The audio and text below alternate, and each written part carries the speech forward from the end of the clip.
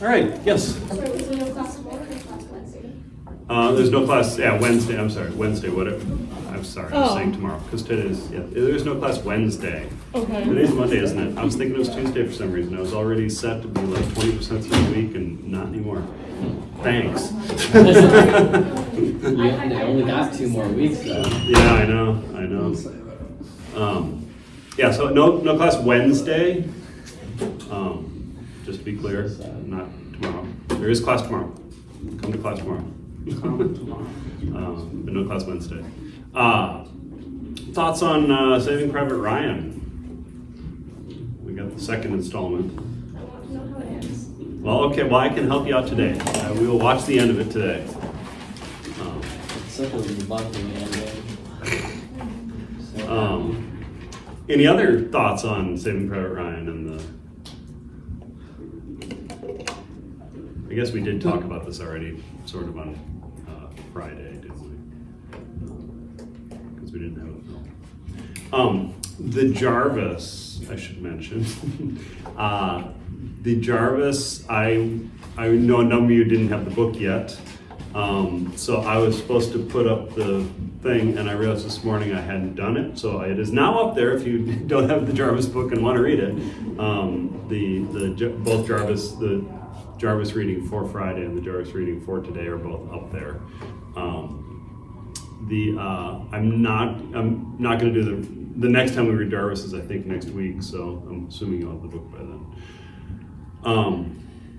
Any thoughts on Jarvis? Anybody reads Jarvis? You're on the spot. You've got the book right there. How many of you have the book? Is it just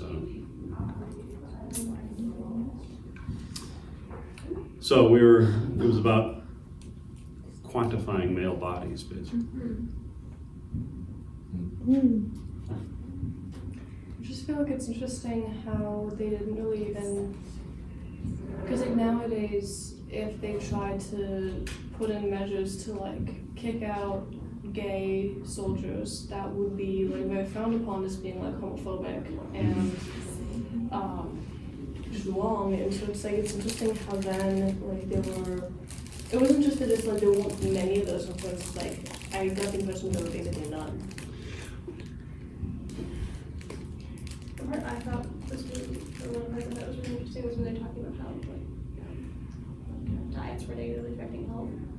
Because there wasn't enough, and I feel like we really got back on the other side of that. It's like, there's too much. Yes. Yeah. Well, I mean, we're talking about depression, and a lot of people really did have a lot of food insecurity. And I mean, if you think about it, they talked about the average male that the Army was looking at in World War II was 5'8" and 150 pounds, which is not a big person. And you can actually track things like the depression through average heights. The people who were growing up in the 30s, born in the late 20s or early 30s, were generally shorter than people who were born a generation later because they were growing up without food security. Yeah, I got to meet my great grandmother when she passed away in like 2019, but I had a bunch of discussions with her because she was always like, I grew up in the Depression. I'm like, okay, Grammy. But I remember her because my grandma's relatively tall, actually like 5'6", and her parents were really quite tall too. So she's like maybe like 5. She was like 5'3", 5'4", whatever. But she would always be like, I was shorter than I was supposed to be. And I'm like, okay, Grammy. Yeah, well, she was. Yeah, she was. In their section about sex and surveillance, where they're talking about like the venereal diseases, kind of going back to the scene in Gallipoli where they're telling them like you have to wrap it up. Yeah. And how they like flip the narrative from men spread venereal disease to women spread venereal disease because women are the impure ones. Yeah. I thought that the way that was like a military operation was kind of interesting. Yeah, I mean, it really is interesting how much the military just puts all problems of sex on women, not men. They're not the problem. They're never involved. And it's always easier to just blame the girls than to actually admit that there's a problem with the guys. Yeah, and this actually goes back quite a ways. I mean, as far back as the middle of the 19th century, countries like England would pass laws to control venereal diseases, and all the law said was that they can forcibly examine or lock up women who have venereal disease, but they don't say anything about men, right? And it's like, well, you're not going to get rid of venereal diseases by only addressing half of the problem, or half of the disease vectors.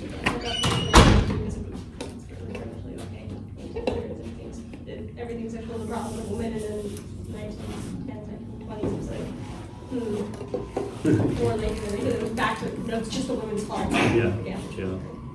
Yeah, going off of Erica's point, they also brought up how this changed like the viewpoint of servicemen of like them protecting the nation, but now they need protecting from these women or Yeah. give them these diseases, Yeah. which is interesting. And it also, it's interesting that, she sort of points out how the soldiers are getting this double message. One is, you have to be healthy for the nation and women are a threat. But the other is, don't you dare be gay, go find a woman, and so they're getting they're really told, and this actually made me think of the sort of fascist idea that they had to be hard to defend the nation and women are soft and avoid women so you're strong to defend the nation, and it came very close to this idea of the sort of St. Horde dichotomy that I talked about with the Freikorps men, that those are the pure women over there we're protecting and we have to be armored and strong and inhuman to do it. I also think it's interesting how like the prostitutes were kind of labeled as being like the enemy's spies. Yeah. Almost like deliberately spreading venereal disease among the soldiers. Yeah. When it's like kind of, and like the reality is just the soldiers can't keep in their pants. Yes. Like it's not some elaborate enemy plot. It's just Human nature. yeah. And then they go and make those women into propaganda for the Yep. men to fight against. Like, Yeah. where they talk about how they made all the images of like Hitler and all these people with VD women around him. Yeah. To like get of soldiers to fight harder. I thought that was so interesting. And out of all of the images to not have in the book, I was very disappointed.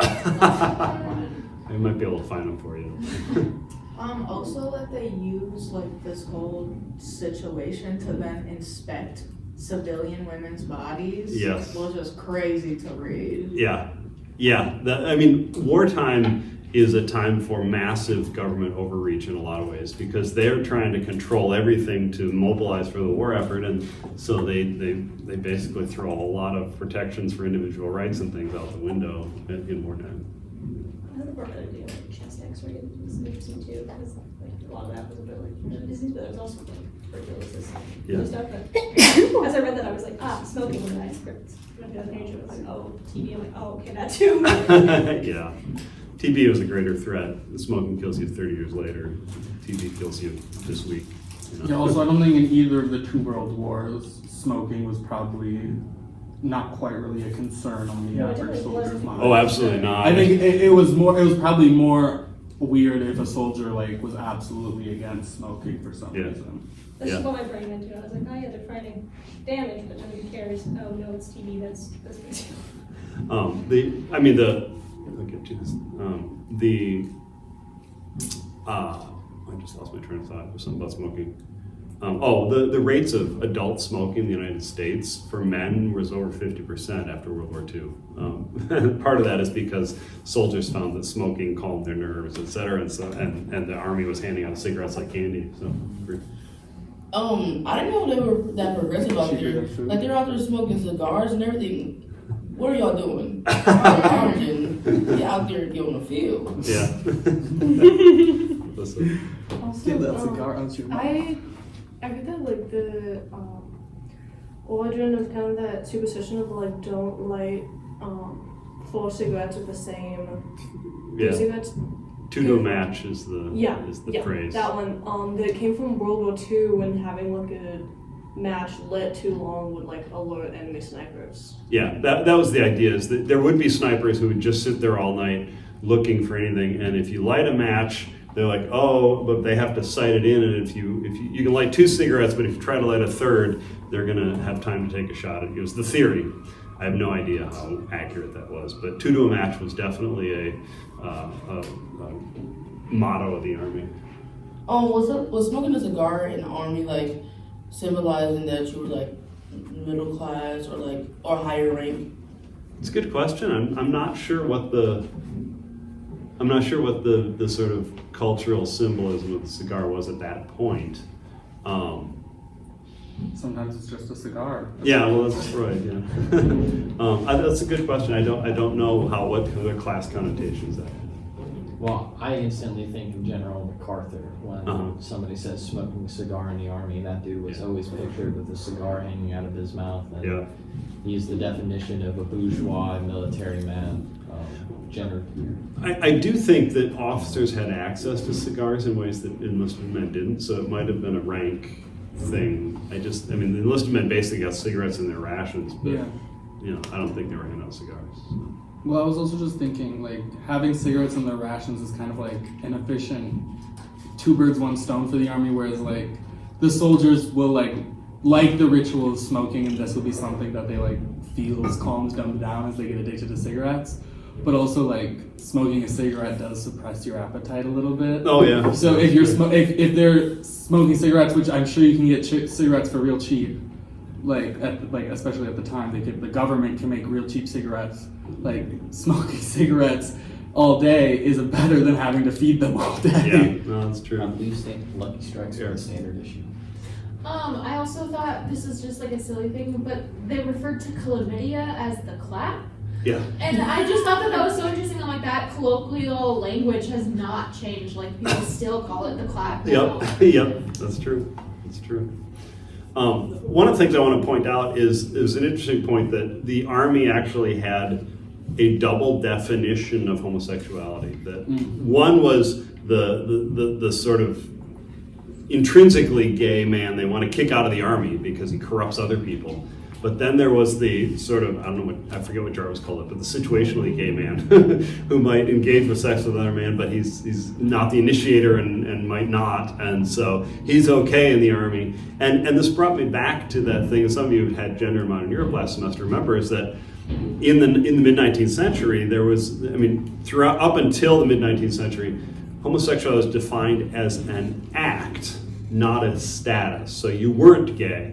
You had sex with a man that one time, or you had sex with a woman that one time, but that didn't mean you had an intrinsic sexuality difference from anybody else. It just meant that you had given into temptation at one time. Whereas after the mid-19th century, it became classified as first as a mental illness, and so a status. You are gay, right?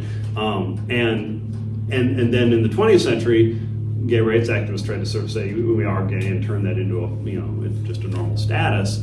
But the Army in World War II was caught right between, it's sort of using both definitions. It's an act, which you don't have to repeat, it's a one-time temptation, or it's a status, and they're trying to sort through that and say, for these people it's a status, for those people it's a one-time act, which is a really interesting moment of uncertainty. For Wednesday, you're going to read a selection from The Thin Red Line, which is a novel by James Jones, and we're going to watch the movie, but the movie and the reading selection I had you read completely ignore the fact that there's a whole chapter on guys helping each other out in the tents in the Army on Guadalcanal. And it's a rather interesting discussion of how Jones, Jones is writing, he was a World War II veteran, fought in Guadalcanal, etc. So he's writing from personal experience, and it's an interesting discussion just in how soldiers talked about it in a way that they were trying to say, this isn't really homosexuality, I'm not gay, we're just helping each other out, because we're far from our wives, and etc. So it's an interesting side note, but it was too long a chapter for the amount of reading I could assign. So. Any other thoughts on either Saving Private Ryan, or you guys want to take bets on the characters in Saving Private Ryan? Any guesses? You think Private Ryan survives? I should hope so.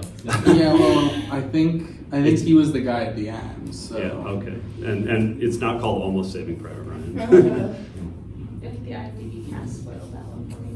Oh. And Okay. the rest of it, I'm like, I think they all die. I do think, most of them are gonna die, probably. Okay.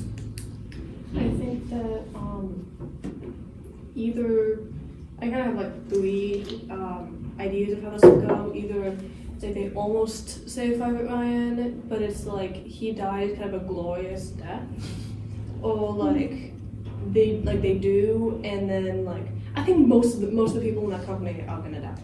Kind of regardless of what else happens, but like they do, and then only Private Ryan and the captain, is that his title? Captain Tom Hanks is captain. Okay. Captain Miller. That only those two get out, or it's like only Private Ryan does, but like the captain goes out in like this blaze of glory. Because like I think either way with those two, if one or both of them die, it's gonna be like in that sort of glorious, masculine, like sacrificing yourself to save the mission or something. Okay. I think that old man we saw at the beginning of the movie kneel down in front of was Private Ryan. Okay. And I think like most of the crew died on the way to get him, and only the captain was there. But as soon as they was like right there, finna cross the line of glory, the captain got shot down, and that's when we visit his grave. Okay. I think they all make it home and find wonderful wives and wonderful jobs and don't suffer any PTSD and stay best friends forever.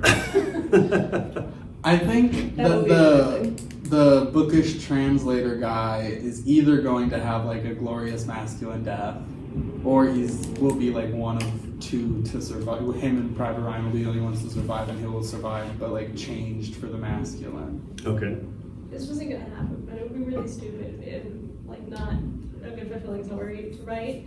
But if they all died saving Private Ryan, and then on the boat home, the boat that Ryan's on to get home gets He's sank. torpedoed? Yeah, Yeah. that'd be a really horrible ending. PR mission, a fail. Yeah. It's not gonna happen. But that'd be really Also, they killed Vin Diesel. I have You're done with this movie. Yeah, they killed him so quickly. He must Yeah. not have been a big name at the time. Oh, he wasn't. He was not. He was. That like must have been one of his first films. This is one of his first films, and he was a crossover from what? How did he get started? He got started in some. As a, I think he was a WWE fighter. or something. yeah, it might have been a WWE or something, and this was one of his first movie roles. No, Vin Diesel was in like some sort of athlete, or he got to celebrity in a non-traditional way. So that's why they recognized that Vin Yes. Diesel was in the movie, and I was like so baffled when you're like, oh yeah, Vin Diesel. I was like, oh shit, yeah. Yeah, he dies right away, but you know. First 20 minutes. Yes. Pretty good job. I don't know Yeah. who plays the medic is, but Yeah, oddly enough, he actually can act. Get Tom He has Hanks too much out of there. humanity. Listen. The I medic I has- really I just kind of want to mention that like when like in that first scene at the beach where the captain is like pulling the radio guy over, saying something to him, and then just like he kind of goes back to where he is. I'm just like he's like as soon as he did that, I'm like he's gonna do that multiple times, and then one time he pulls him over, it's gonna be a corpse. Yes, and that's exactly what happened. Yep. I do want for the rest of the movie. There's another big battle scene because it's a war movie. I want you to watch. Compare the first 20 minutes, the Omaha Beach battle scene, to the final battle scene, and think about, for lack of a better word, the level of gore, and the level of dismemberment, and the level of blood and guts, and compare the two, because I think there's a really subtle ideological message there. But I just want to mention another thing that I was actually, like, the beach scene was not funny in any way. The one thing that I could see possibly being funny was when they, like, staunched the bleeding for the injured guy, and then he immediately got shot in the head, and they were just like, damn it. yeah, well, they did throw a couple of those in, like the guy who the bullet grazed off his helmet. He's like, oh my gosh, and then he gets hit in the head. You know, that's supposed to be, I guess, funny, but you know, very macabre sort of. Yeah. It's like not funny, but it's ironic, and like Yeah. in that scene, it's kind of the best that you could do for any sort of even humor related. Yeah. Where it's like a weird attempt at levity in the middle of what you feel like doesn't necessarily require any sort of attempt at I think what he was trying to get at is that there's definitely a strong sense amongst World War II veterans that there was a really black, dark sense of humor that soldiers had. Yeah. I mean, that they would actually almost laugh at something like that in the sense, and so he might have been trying to convey or capture that really dark sense of all you can do is laugh because this is such a horrific situation unless you can laugh at it. But I don't think it quite worked. Yeah, speaking to that, the dark sense of humor that they have, the 101st song, like their song Bloody Risers, is all about a paratrooper in training falling out of a plane and his parachute doesn't open and he splats on the ground. And that's what they sang as they were getting on the plane. And as they were in Europe, that's what they sang as well. Yep, absolutely. Any other thoughts on Saving Private Ryan or the Jarvis or anything else related to the course? Vin Diesel was not a wrestler. No, he wasn't a wrestler? No. I wonder if he did MMC or something. I feel like he might have, I don't know. We can, you want to look him up on IMDb and see, we can just buy it and see what it is. Is it true that Saving Private Ryan came out, 1998? That sounds about right, yeah. So his first movie was called Awakening. When did that happen? 1990. Oh, okay. It must have been a real, like, Yeah, I wonder if it was like some, Small Minor thing. role. For and sure. a minor movie. But if you look up his movies and stuff, they don't even put Saving Private Ryan on here. Oh, really? It was such a small role, so it had to be a big role. dang, rude. He was in that film. He was acting. He certainly was. All right, let me do World War II. Well, don't do it. Don't do it.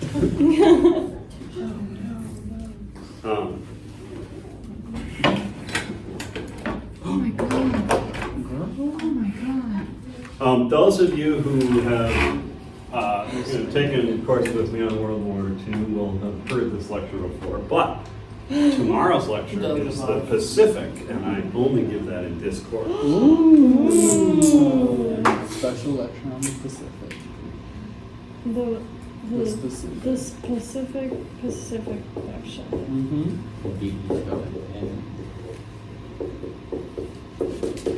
Say that 5 times fast.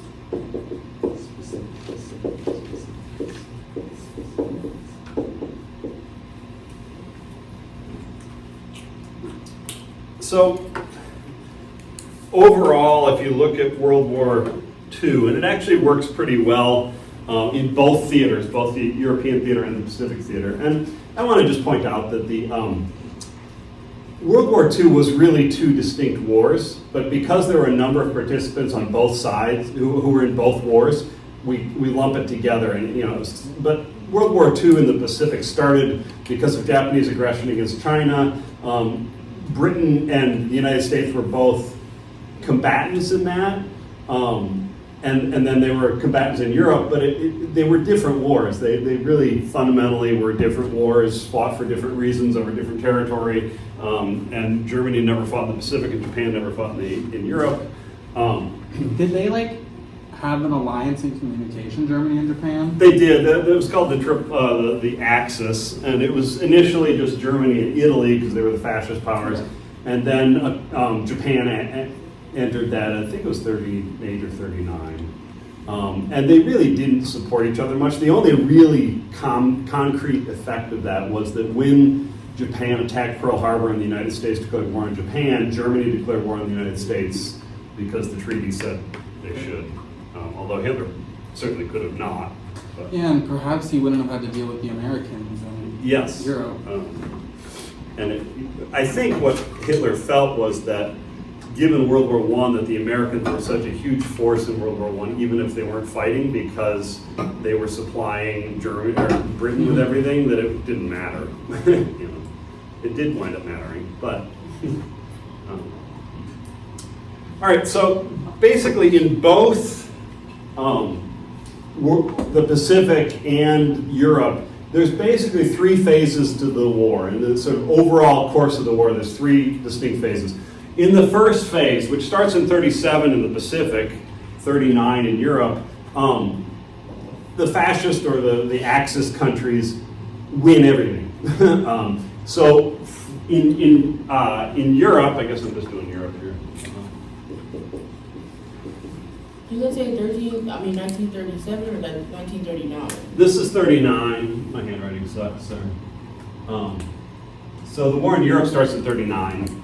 The war in the Pacific started in 37, and I'll talk about that next time. So, but basically, so the war starts in 39 in Europe, and Germany, mostly with a little bit of Italy, would conquer significant territory and countries in the first couple of years of the war, 39, 40, and then into 41. And they sort of went on an uninterrupted string of victories. So let me talk about that. So the early war was 39 to 41. This is the period where the Germans in Europe are basically winning everything.